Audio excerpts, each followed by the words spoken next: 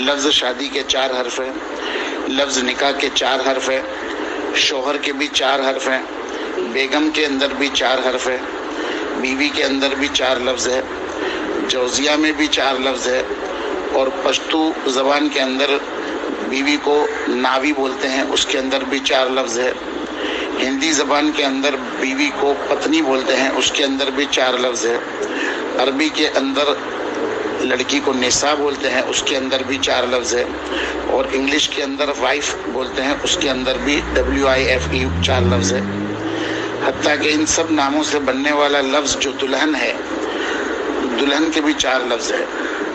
ان سب ناموں کے حروف کی تعداد یہی اشارہ دیتی ہے کہ بیویاں 4 ہی ہونی چاہیے۔